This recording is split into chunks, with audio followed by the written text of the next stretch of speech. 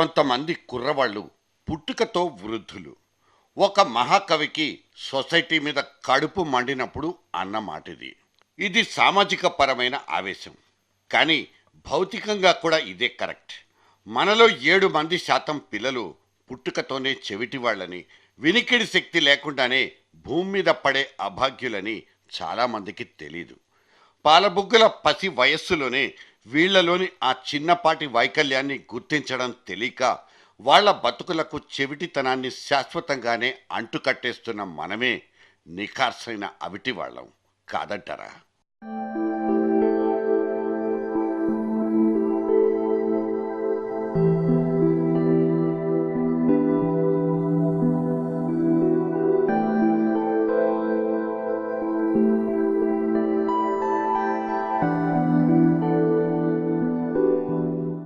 వాళ్లకు చీకట్లే వినిపిస్తాయి, విరబూసే వెలుగులన్నీ వెలివేసి పొమ్మంటాయి. అవును, అమ్మ పాడే లాలిపాట తనదాకా రానే రాదు. టీచర్ చెవిలో చెప్తే తప్ప పాఠం బుర్రకెక్కదు. స్నేహితులైతే అసలు పలకరించడమే మానేశారు. చుట్టూతా అన్ని మంచి మంచి రంగులే, చూడ్డానికే బావుంటాయి, కానీ తన చెవిన మాత్రం పడవు. ఈ చిట్టి మెదళ్ళన్నీ ఆ చిమ్మ చీకట్లే కమ్మేస్తాయి.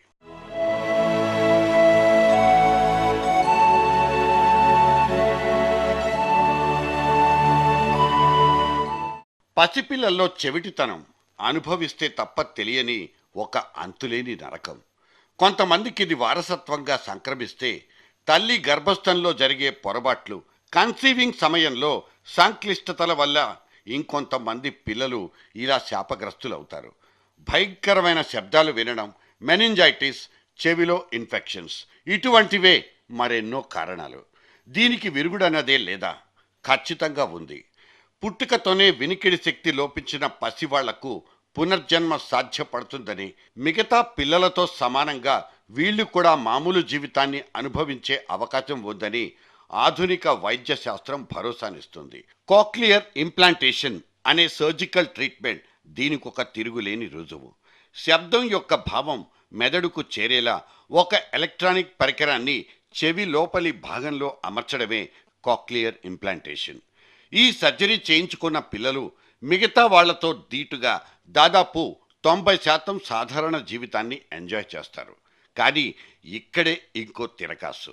ఈ ఆధునిక సౌకర్యం కేవలం 3 లేదా 4 సంవత్సరాల వయస్సు లోపల పిల్లలకు మాత్రమే సాధ్యం, సురక్షితం కూడా.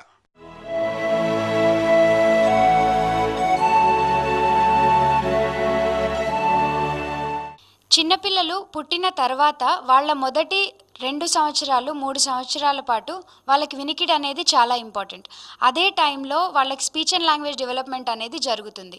సో ఒకసారి ఎర్లీ ఐడెంటిఫికేషన్ జరిగిన తర్వాత, హియరింగ్ లాస్ ఉంది అనేది డిటెక్ట్ చేసిన తర్వాత ఖచ్చితంగా దానికి తగ్గ ట్రీట్మెంట్ అనేది ఆ ఏజ్లో జరిగితేనే స్పీచ్ అండ్ లాంగ్వేజ్ అనేది బాగా డెవలప్ అవుతుంది. సో కాక్లియర్ ఇంప్లాంట్ అనేది చేయించాలి అనుకునే వాళ్ళు 2 సంవత్సరాలు 3 సంవత్సరాల లోపు డిటెక్ట్ చేసి దానికి తగ్గ ట్రీట్మెంట్ చేసి ఇంప్లాంట్ చేయించి స్పీచ్ థెరపీ అనేది ప్రాపర్గా ఇప్పిస్తే ఆ ఏజ్లో జరిగే speech and language development normal పిల్లలకి ఎలా అయితే ఉంటుందో సేమ్ అలానే కంటిన్యూ అవుతుంది.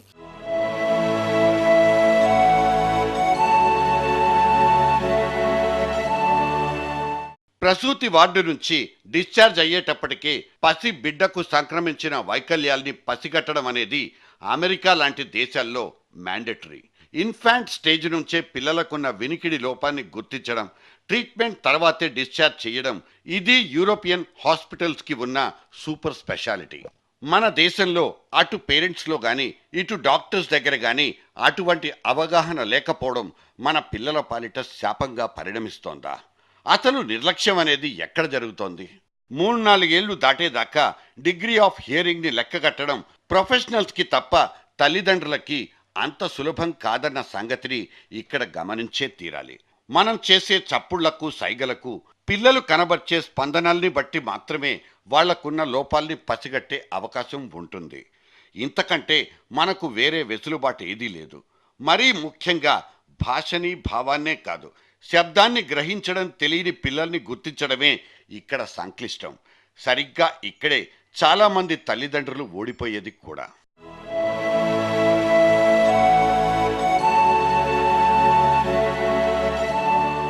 ఒకసారి హియరింగ్ ప్రాబ్లం వచ్చినట్లయితే హియరింగ్ ప్రాబ్లం అనేది మాటలు కూడా రాకపోవడానికి రీజన్ అవుతుందన్నమాట. వినపడకపోయినట్లయితే మాటలు కూడా మాట్లాడలేరు. సో ఎంత తొందరగా ఐడెంటిఫై చేస్తే అంత తొందరగా ఐడెంటిఫై చేసి దానికి తగిన ట్రీట్మెంట్ ఇచ్చినట్లయితే నార్మల్గా పిల్లలు అనేది నార్మల్ స్కూల్కి వెళ్తూ నార్మల్గా ఉండగలరు.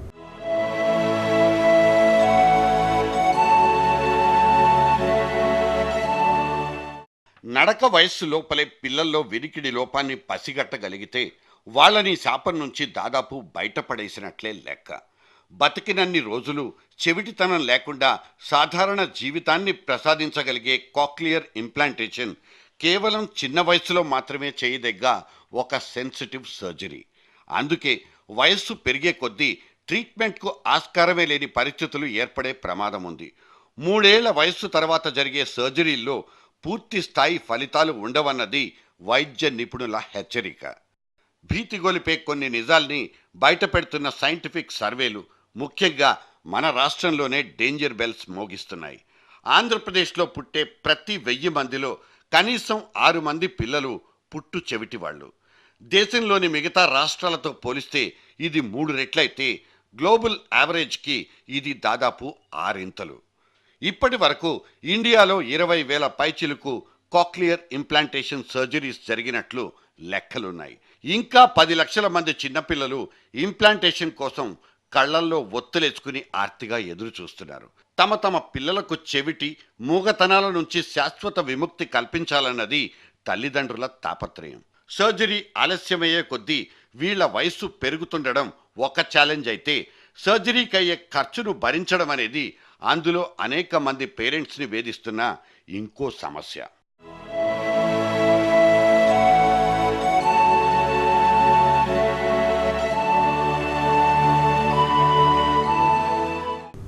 పిల్లల్లో వినికిడి సమస్య ఉన్నట్లయితే వినికిడి సమస్య ఐడెంటిఫై చేసిన తర్వాత హియరింగ్ ప్రాబ్లం 80 to 90% కంటే తక్కువగా ఉన్నట్లయితే వినికిడి యంత్రాలు వాడాల్సి ఉంటుంది.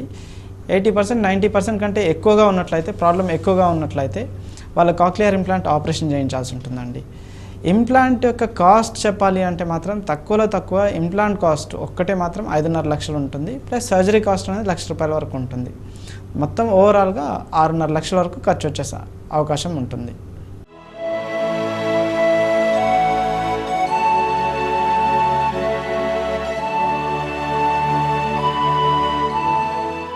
స్వచ్ఛందంగా ముందుకొచ్చిన శివప్రసాద్ అనే యంగ్ ఆడియాలజిస్ట్ తన శ్రావ్య హియరింగ్ సెంటర్ నేతృత్వంలో తనకు చేతనైన కొన్ని ప్రయత్నాల ద్వారా అవగాహన కోసం పాటుపడుతుంటారు.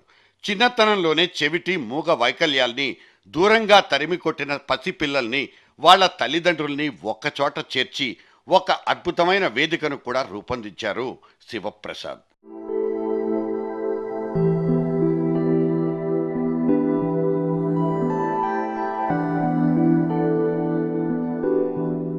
పుట్టే ప్రతి 1,00,000 మందిలో మూగా చెవిటి శాపాలకు దొరికిపోయేది దాదాపు 291 మంది. పల్లెటూళ్లలో అయితే ఈ సంఖ్య 310 అంటూ తేల్చి చెప్పింది ప్రపంచ ఆరోగ్య సంస్థ. అంటే పసితనంలోనే వినికిడి లోపాన్ని గుర్తించలేకపోవడం అనే రుగ్మత పట్టణాల్లో కంటే పల్లెటూళ్లలోనే ఎక్కువగా వేళ్ళూనుకుపోయింది. ఎందుకంటే ప్రజారోగ్యం మీద మన గ్రామాల్లో అస్సలు అక్కరనేదే ఉండదు. ఎటు చూసినా నిర్లక్ష్య ధోరణి, అరకొర సౌకర్యాలుండే దవాఖానాలు, పైగా అవగాహన లేకపోవడం. మరి అక్కడ పుట్టే పసిబిడ్డల మీద పర్యవేక్షణకు ఛాన్స్ ఏది? తల్లి బిడ్డ క్షేమం అంటూ మొక్కుబడి సర్టిఫికెట్లిచ్చి సాగనంపడమే మన సర్కారీ దవాఖానాలకు తెలిసింది. ఆ బిడ్డకుండే వినికిడి లోపాన్ని గ్రహించే సాంకేతిక సామర్థ్యం కానీ, కనీస బాధ్యత కానీ అక్కడ కనిపించదు. అందుకే గ్రామీణ వాతావరణంలో ఈ అంశం మీద చైతన్యం నింపాల్సిన అత్యవసర సమయం ఇదేనని చెప్తున్నాం. ఇప్పుడు మేలుకుంటేనే మన పిల్లలు మనల్ని వింటారు, మనతోనే ఉంటారు. చెవిటితనం ఇప్పుడు అవిటితనం కాదు. హలో, మిమ్మల్ని వినిపిస్తోందా?